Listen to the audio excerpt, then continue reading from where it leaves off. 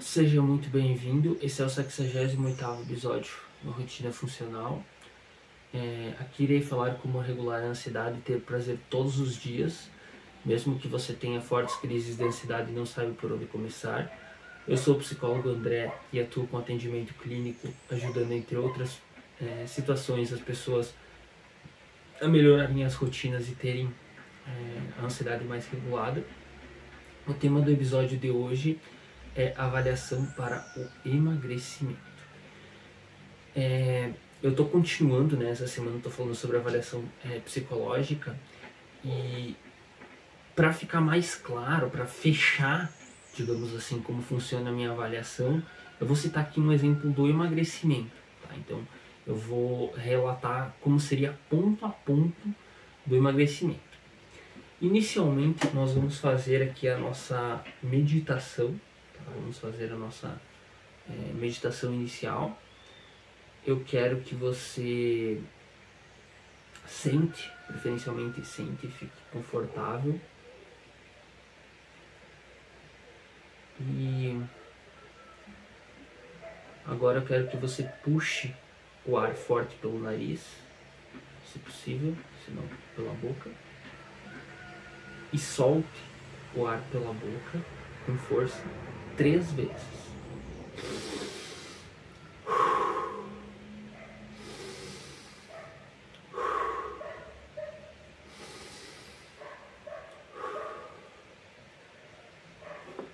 Agora,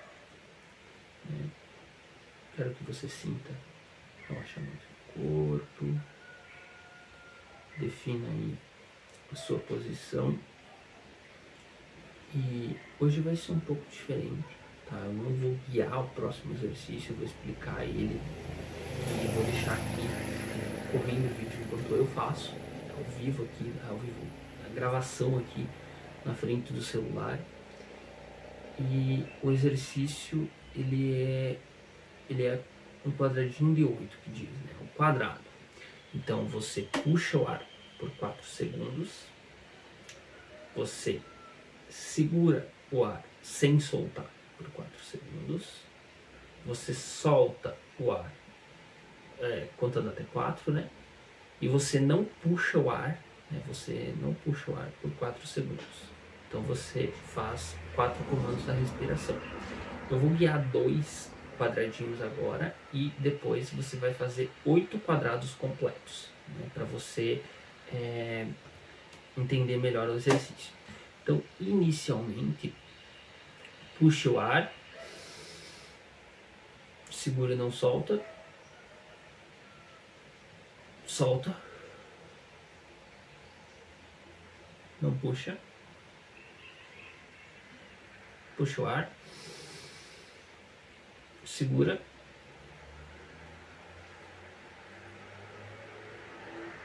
solta, não puxa. Agora, faça um quadradinho você mesmo. 8 vezes, 8 voltas, né? Então você puxa, segura, solta e não puxa. Eu vou fazer aqui.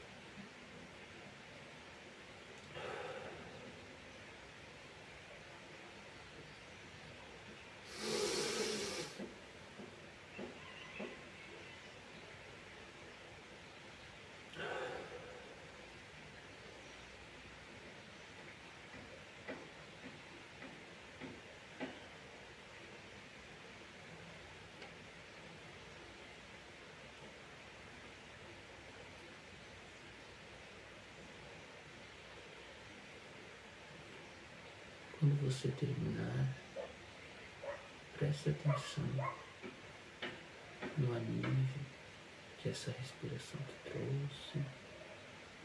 Sinta todo o relaxamento do seu corpo por alguns instantes.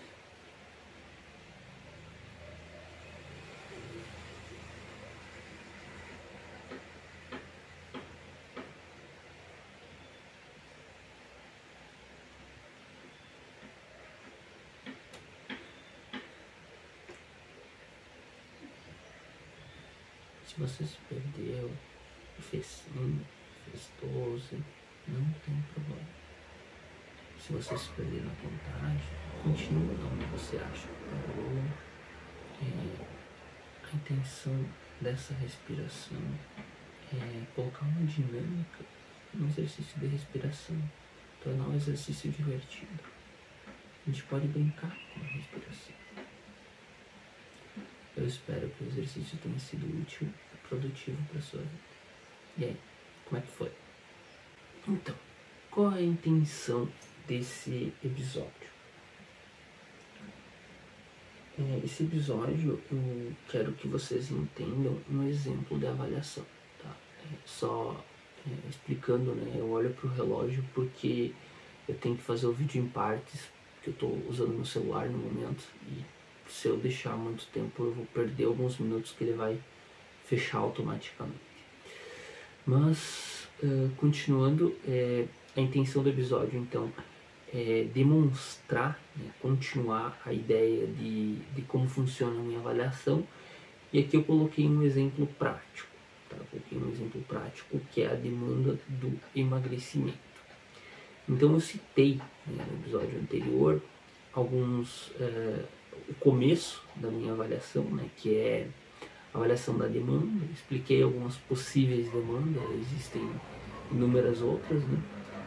E depois eu falei dos riscos, né? Os riscos que seria risco de automutilação, né? Se cortar ou se machucar de alguma maneira nociva, questão de planos ou tentativas de suicídio e uso de substâncias, né? O caso de quem já usou, né, substância, de quem já tentou suicídio ou de quem já se cortou, tem um risco maior de repetir esse comportamento.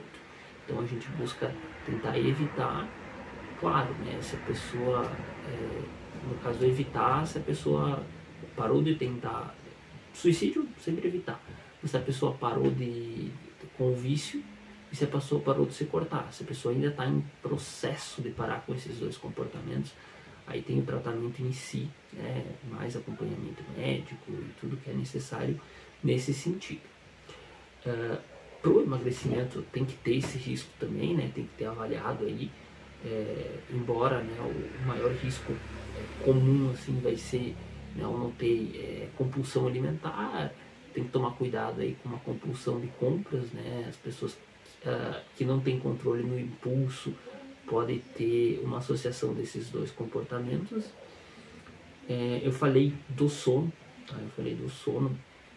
E assim, o sono ele é essencial para tudo que você quer na vida. Primeiro, você não consegue avaliar nenhum problema, nenhuma ansiedade, nenhuma depressão, claro, exceto problemas do próprio sono, sem regular o sono. Então, a minha avaliação ela é baseada em entender qual que é a real demanda. Então a pessoa vem com TDAH, porque é desatenta, não consegue ficar atenta, procrastina muito, vive no celular, não sei o que. Aí eu avalio o sono. Se eu avaliar o sono e resolver o sono dessa pessoa, continuar os sintomas do TDAH, tá, a gente analisa o TDAH. Ah não, sumiu os sintomas do TDAH. Então era sono, não era TDAH. Por que eu digo isso? Nos próprios manuais de diagnóstico, né, que a gente aprende na faculdade, tem sempre escrito lá, não pode ter outro motivo que justifica o diagnóstico, que justifica os sintomas. Então, tem que ser aqueles sintomas. Então, se a pessoa ela tem todos os sintomas, mas ela tem problema no sono, o sono justifica aquilo. Tem que resolver o sono primeiro para ver se continua. Então a gente tem que entender o diagnóstico principal. Na questão do emagrecimento, a gente tem que controlar os vícios, as compulsões e, né, melhorar alguns pontos. E também tem outros pontos no sono. Nada se consolida sem regular o sono. Então eu não consigo criar um hábito ou excluir um hábito, né, regular os vícios, ou criar o hábito da atividade física, entre outras situações, sem regular o sono. Tá? Nada se consolida sem regular o sono. Então não adianta. E outro ponto em relação ao sono é que a memória, o aprendizado, foco, processo de tomada de decisão são afetados pelo sono, nesse primeiro ponto. O processo de tomada de decisão é mais difícil você fazer uma coisa tediosa, uma coisa que é necessária, mas que você não gosta, tipo lavar uma louça, tipo fazer uma marmita, que é uma das dicas aqui indicadas. Outro ponto do sono, ele afeta, além disso, a procrastinação, que eu deveria estar fazendo algo agora, mas eu estou fazendo outra coisa. Eu deveria estar gravando vídeo e estou jogando no celular, por exemplo. Isso é procrastinação. Vai ter uma semana própria da procrastinação nesse mês, tá? Então fiquem atentos. E, por exemplo, além da procrastinação nesse sentido, afeta nos vícios. Vícios, por exemplo, a pessoa é viciada, ela, sei lá, come todo dia, come todo dia no sentido exagerado da coisa, não no sentido saudável, porque a gente precisa comer para sobreviver. Mas ela é viciada em comida, ela é viciada em, sei lá, compras, né? Ela é vício, cigarro, bebida. Vício, vamos colocar assim, no cigarro que, sei lá, a pessoa fuma todo dia. Porque o cigarro não é um comportamento necessário para a nossa sobrevivência, que fique claro. Comer é. E a diferença de vício para compulsão, uma é a pessoa fuma todo dia, talvez uma quantia pequena, isso é vício, é dependente química do cigarro. Compulsão é ela fumar 5 carteiras no dia, ou ela fumar uma carteira de uma vez, assim, é uma compulsão. Então ela é compulsiva pelo cigarro. É um pouco mais intenso, assim, como a pessoa já saciou a fome, viu um bolo, viu um prato de comida, viu alguma coisa, comeu com os olhos, como diz, né, aquilo, e comeu por alguma ansiedade, mesmo sem necessidade e fome, digamos assim. Então tem essa parte, e junto, né, com isso do sono desregulado, ele vai afetar a tristeza, né, a depressão, a pessoa vai ficar mais...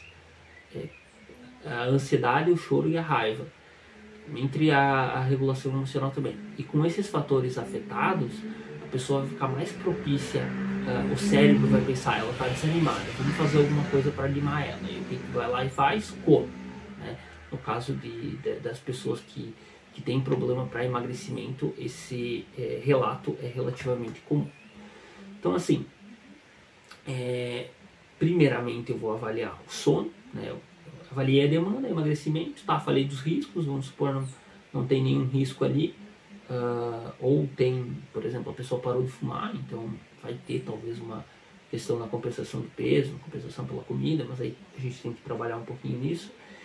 E depois da parte disso, fui para o sono, avaliei, né, o sono da pessoa, vou trabalhar para melhorar, ou vou dizer se ele está bom, né, se ele está regular.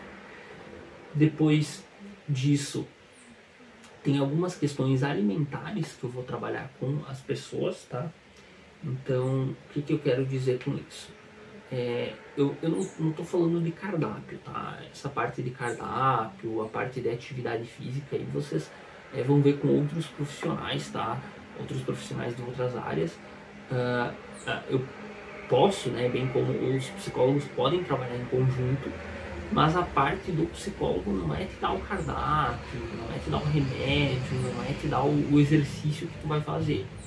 é mais tu pega essa informação em algum lugar e eu vou te auxiliar a colocar em prática na tua rotina, a repetir o exercício, a continuar sem comer tanta besteira. Então eu vou ajudar na questão da rotina, pôr em prática o que você pode aprender em outro lugar ou o que você até já sabe, tá? Esse é o papel do psicólogo.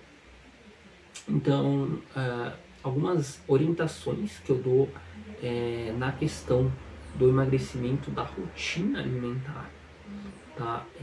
Primeiramente, vamos colocar assim, vocês já pararam para pensar que a bariátrica é uma cirurgia que a pessoa tira um pedaço do estômago, né? Tira um pedaço do corpo para emagrecer depois? Aí ela come, sei lá, 9, 11 vezes no dia, mini porções, e né, eventualmente ela vai sentir menos fome. Essa ideia é muito interessante. Se você fosse comer mais vezes ao dia, você ia sentir menos fome. E comer mais devagar, não comer com tanta velocidade. Então, a ideia de comer mais vezes ao dia e evitar fazer coisas com fome, se você está com mais fome, você vai comer muito mais. Então, evite comer poucas vezes no dia, né? Coma mais espalhado no dia, em menor quantidade e mais devagar. Se você comer mais devagar, você vai aproveitar melhor o alimento e menos alimento vai te saciar melhor. Então, esse item é importante. Outro item, falando de rotina, se você não tem controle com refrigerante, com besteira, com coisas que você não deseja consumir, não tem em casa, tá? Não tem em casa, evite ter em casa. Aí também entra a questão, né, de ter um controle, não pedir pizza toda hora, não pedir entrega, né, do lanche toda hora, ter um controle nesse sentido.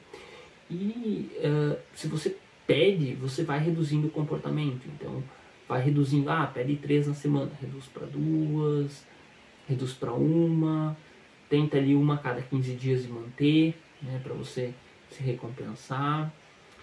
E o outro fator importante que eu oriento na questão da rotina alimentar é o seguinte: você facilitar o que você tem que fazer. Então você tem uma marmita saudável, seja pro lanche da manhã, seja pro lanche da tarde, seja o almoço, a janta. Você facilitar, você ter marmitas prontas, anteriormente prontas, de coisa saudável. Às vezes tu chega com fome do serviço em casa, tu pensava, vou pedir um lanche hoje. Tu chega lá, tua comida tá pronta. Tu pensa, mas eu tenho que ligar lá, você tem que vir, e até que chega, e aqui é só eu pôr no micro-ondas, ou sei lá, esquentar de alguma maneira e já tá pronto.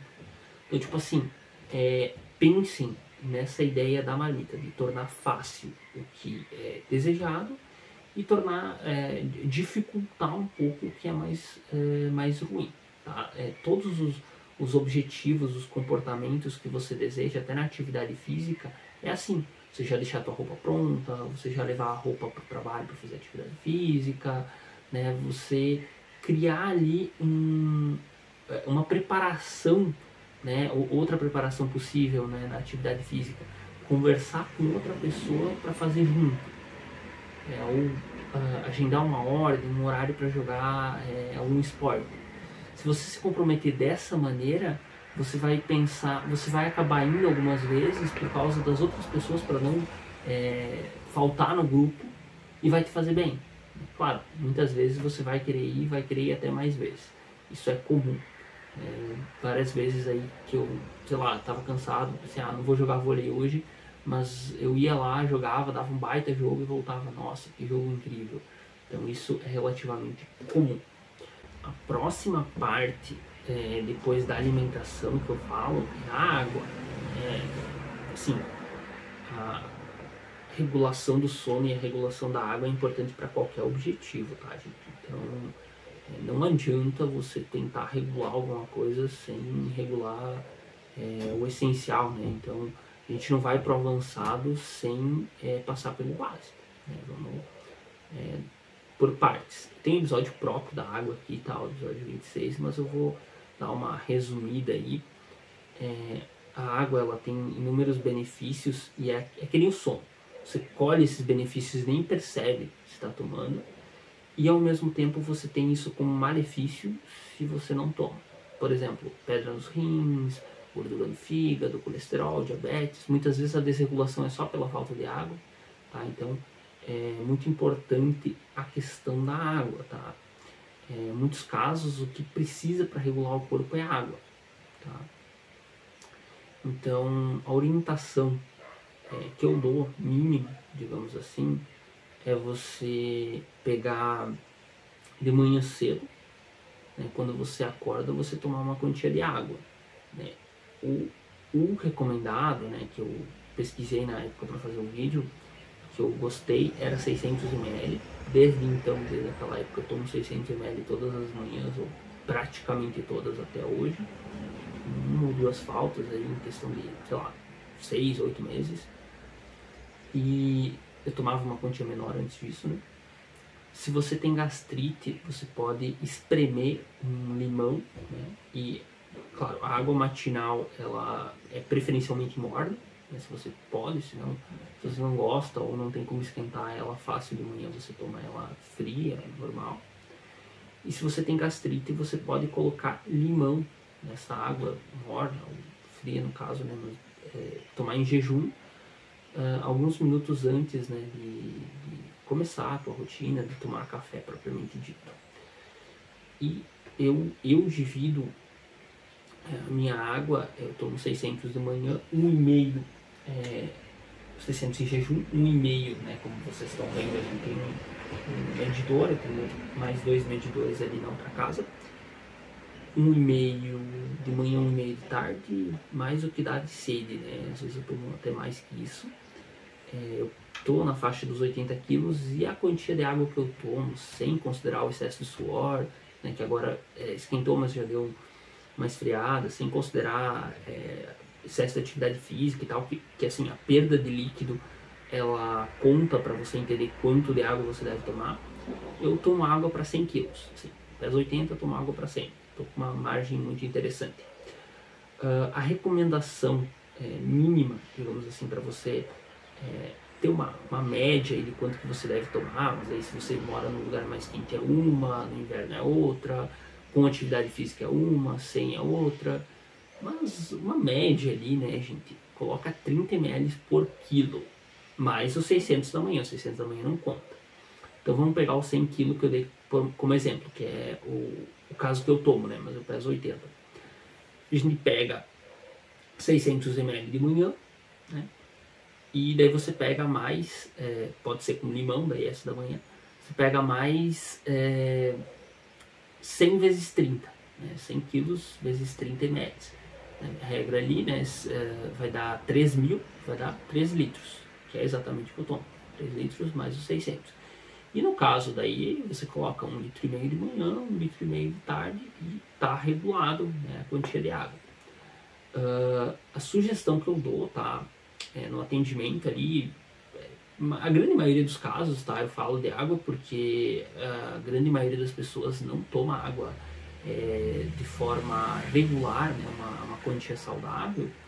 Então, a primeira coisa que eu peço é para a pessoa medir. Então a pessoa pega uma garrafinha ali de 500 ml, 600, uma garrafinha e anda com ela o dia inteiro. Por exemplo, toda a água que a pessoa tomar no dia é com aquela. Eu não estou falando para a pessoa aumentar, a menos que tenha uma necessidade iminente, que tenha algum problema, esteja aí de fato com problemas por não beber água. Aí a pessoa mede. Ah, eu tomo 1 litro. Ah, eu tomo 1,5 litro. Ah, eu tomo 2 litros. Então assim, ela mede quanto de água toma. Tá. Uma semana, minha média é 1,5 litro por semana, contando que eu tomo um pouquinho de água quando acordo de manhã. 1,5 litro. Vamos supor, a meta ali é 3,600, né? Vamos pegar esse exemplo. Então o que a pessoa faz? A pessoa vai aumentando gradativamente. Tem essa possibilidade, então de 1,5 litro ela começa a tomar 2, ou ela aumenta um copo de manhã, separa 1 litro de manhã, 1 litro de tarde, né? Ali já dá 600 de manhã mais 1 litro cada horário, dá 2,600, vai aumentando ali até se sentir apta. Dá para fazer isso, né? Dá para fazer de uma vez também, de você aumentar a quantidade de uma vez, e manter isso por uns 10, 15 dias, porque aí tu vai sentir sede e vai ser bom, tu vai tomar aquela água.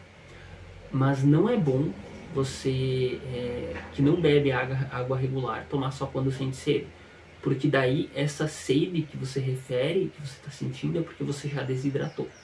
Tá? É bom depois de regulado, quer dizer, eu regulei, eu criei o hábito, né? 15 dias tomando 3.600, eu criei o hábito, e se eu não tomar aquilo eu vou ter sede.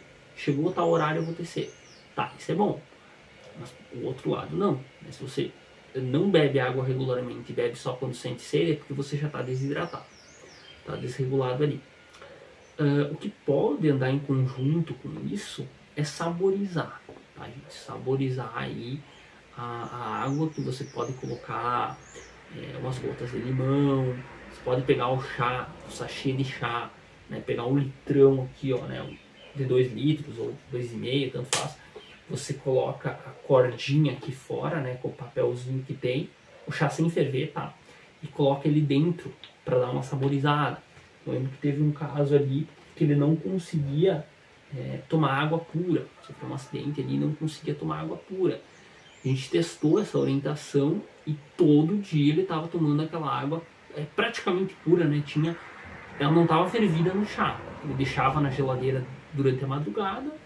Durante o dia ele tomava 2, 3 litros de água com o gostinho leve do chá, porque não é nem o chá, com facilidade. Então às vezes você precisa disso. Tá? Às vezes você precisa disso. Outros aspectos aqui que são extremamente importantes, né? A questão da atividade física. Se você tem condições, senão você vai ter que forçar na dieta, mas a questão de conciliar os dois, o resultado é muito mais amplo, né? Tem que tentar dar uma conciliada aí. É muito importante fazer atividade física, né? Fazer algum tipo de exercício. Nesse ponto, você pode avaliar o teu passado, né? No passado eu caminhava, eu corria, eu andava de bicicleta, eu dançava. Você avalia o que você fazia. E eu vou dar 3 sugestões aqui, então. 3 grupos de sugestões. Primeiro, exercício físico individual, né? Você ir para os grupos de exercício físico individual, mesmo que você faça com companhia. Por exemplo, caminhada, corrida, natação, tem ciclismo, tem alguma atividade ali que envolva, né, que você só precisa de você e nem muito recurso para ir. Você, a roupa do corpo e um tênis, tá? Muito interessante esse ponto. Para cidades menores é muito indicado, né? Você pode fazer com outras pessoas, mas se você quer depender só de você, faça uma dessas escolhas, tá? Fazer exercício físico individual. Tem um exercício físico que eu chamo de pares. Eu esqueci de falar, dá para dançar TikTok, YouTube, dá para dançar na frente da televisão também. Você joga uma música ali, dança, ou vê aulas mesmo de dançar, né, no próprio YouTube, que tem muito conteúdo, e você dança, tá? Mas tem que ser qualquer um dos exercícios citados. Vamos colocar 40 minutos, o corpo aquece, né, na caminhada, então precisa de um tempo maior. No exercício mais intenso ali, talvez consiga aquecer em 20, 25, né, numa corrida, numa dança. Aí você precisa jogar para fazer uns 40, 50 minutos, sessãozinha de 3 sessãozinhas de 1 hora é o ideal na semana, de qualquer atividade. Lembrando, né, que a caminhada, ela dá um resultado, na ansiedade, no emagrecimento, tá? Ela é leve intensidade, média intensidade, digamos assim, e a corrida ela dá um resultado muito maior, tá? Tanto na ansiedade como na questão, mas eu não posso correr, vê se você pode dançar, vê se você pode bicicleta, mas a intensidade maior, ela dá um resultado muito maior, ou academia no caso, né? A atividade em pares, né? Tanto como se fosse luta, né? Em pares que, tipo assim, nas lutas você tem um adversário, digamos assim, pado, tênis, essas coisas aí que você tem ali um exercício, né? Que você tem um adversário, como atividades, sei lá, dança de casal. Dança de casal é um par, né? Você depende de outra pessoa para fazer o esporte, digamos assim, para fazer, né, atividade. Então ali tem lutas, pádel, tênis, né, que eu me refiro de quadra, tem dança de casal, tem inúmeros esportes, né, tanto ou duplas, né, de tênis, né, uma dupla cada lado. Também entra nessa categoria que é de pares, digamos assim, não é um esporte coletivo. Tem a terceira opção, o esporte coletivo, ele é mais fácil de engajar. Tá? O esporte coletivo, se você tem condições, aí se tem alguém que... a gente chama de ordem aqui nos lugares que a gente vai, então, nós temos uma ordem às 7, quer dizer que nós temos um horário das 7, no caso às 8 da noite. Então a gente chama de ordem. Se você tem amigos que vão em ordens, que vão em jogos assim, tem o compromisso de ir nesses jogos. Você às vezes não vai estar nem com muita motivação, com muita vontade de ir. Vai chegar lá e vai ser divertido. Outras vezes você vai querer ir mais de tão divertido que foi, você vai estar realmente motivado. Então, a vantagem do esporte coletivo é que ele é mais motivador, e como você tem compromisso com outras pessoas, assim como nos pares, você acaba indo mesmo quando não está motivado e faz, né? A vantagem do esporte individual é que você não precisa de outras pessoas. Mas mesmo no esporte individual, caminhada, corrida, natação, dançar na frente da TV, é recomendado você fazer com outras pessoas, fazer com uma filha, fazer com uma amiga, com um amigo, né? Ter uma pessoa ali para dizer, não, hoje nós vamos caminhar, porque daí tu não quer ir, mas tu já combinou com a pessoa, então tu vai se obrigar a ir e vai fazer bem para as duas pessoas. Então, mesmo as atividades individuais é recomendado fazer em pares, tá? Eu não tenho essa necessidade, eu consigo fazer por conta, mas facilita bastante, tá, gente? Facilita bastante. Mesmo quando tô meio parado ali, tô meio na correria, eu sempre ia no vôlei quando tava morando em Campo Belo, porque era prático, né? E já tinha toda a galera ali do vôlei. Tem a parte de vitaminas, tá? Avançando para a parte médica aqui, tem a parte de vitaminas que você deve avaliar, então, né, com o seu médico, né, para fazer. Não adianta você tá com baixo ferro e tentar fazer atividade física, né? Você vai ter muita fadiga, muita dor. A vitamina D também, né? Você vai sentir cansaço se está com ela baixa. E tem as questões hormonais. Eu tenho 2 exemplos aqui, mas o médico da parte hormonal e da parte de vitaminas vai saber te explicar melhor. Da parte hormonal tem a tireoide e o hipertiroidismo, alguma coisa assim. Eu sei que uma puxa para a pessoa secar, para a pessoa ser magra mesmo. A pessoa que é mais magra, ela vai puxar para esse lado, e a pessoa que é mais gorda, ela vai puxar, né, a tireoide, a outra daí pro lado da pessoa engordar sem parar, assim. Então, tipo, tem que ter uma regulação hormonal, uma suplementação para corrigir isso, para poder emagrecer. Sem você fazer isso, você não consegue emagrecer, tá? Tem aí os procedimentos, né, de tratamentos, digamos assim, que você tem que fazer e conciliar tudo junto. Essa parte hormonal eu não entendo muito, tá? Minha parte é regulada, eu cumpro os outros, eu tomo vitamina D vez ou outra. Agora eu voltei para minha cidade natal, né, Concórdia, que tem um sol mais forte.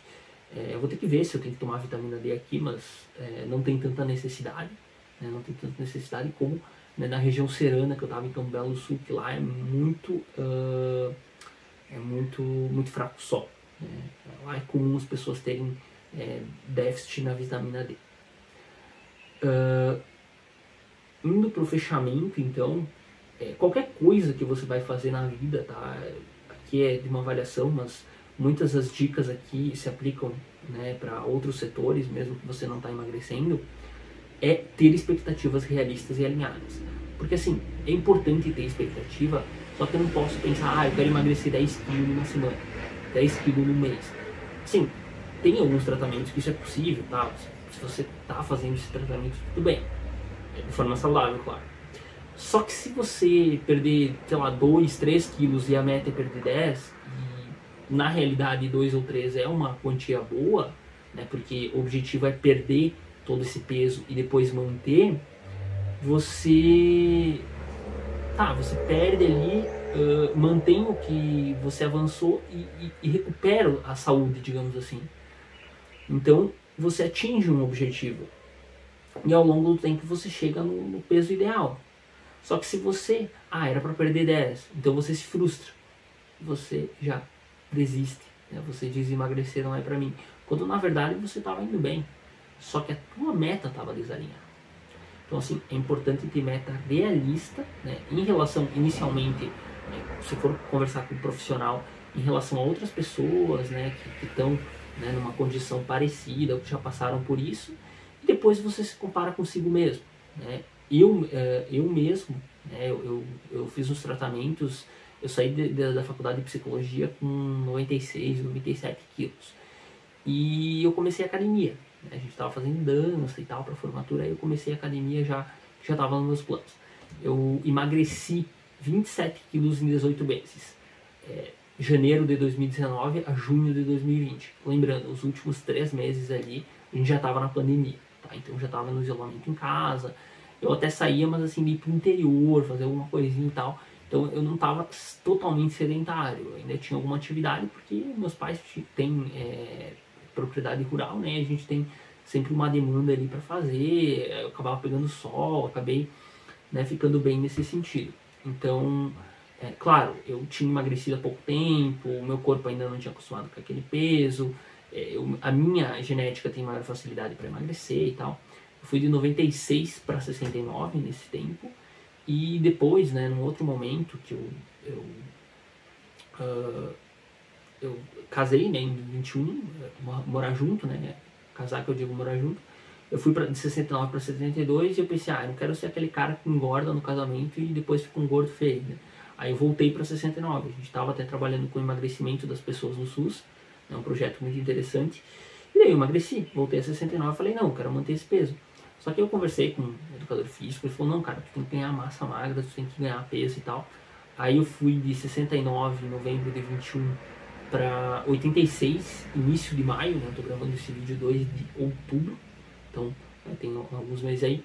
Para final de maio desse ano, né, que eu fiz muita atividade física, mais de 20 sessões no mês, quase a média de uma por dia, eu perdi os 6 quilos, então eu arredondei no 80. Eu não tenho hábito de me pesar, eu não tô perdendo peso, não tô fazendo nada nesse sentido, mas eu consolidei num peso bom, consolidei em 80 para, sei lá, 1,75, 1,76, que é um peso mais ou menos bom.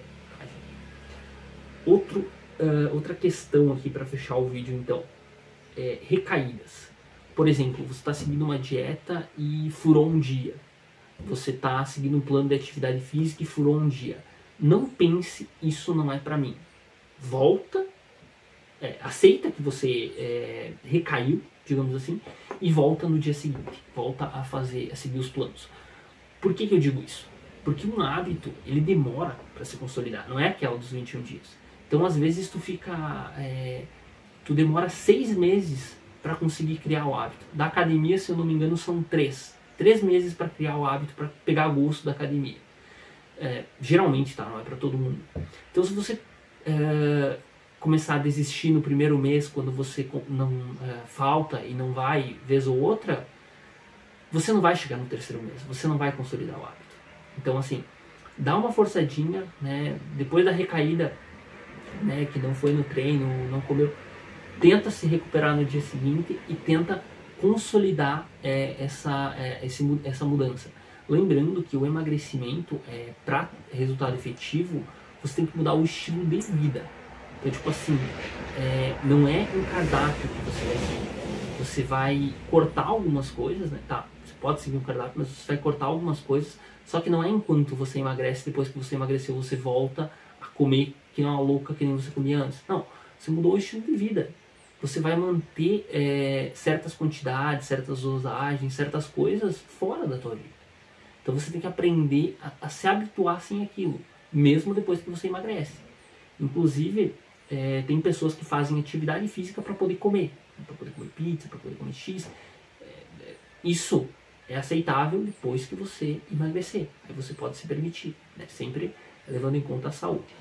É importante buscar ajuda, então, né? Um psicólogo, um personal trainer, um nutricionista, um nutrólogo, enfim, buscar profissionais relacionados a isso, né? Se você tem condições, e seguir as orientações que foram faladas no vídeo.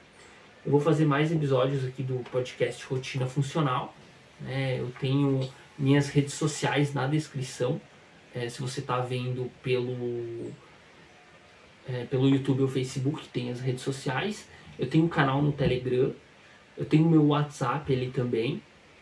Eu estou iniciando aí com outras publicações, né, com canal no WhatsApp, com aquela rede social Threads, né, a rede social do Instagram ali que veio nova.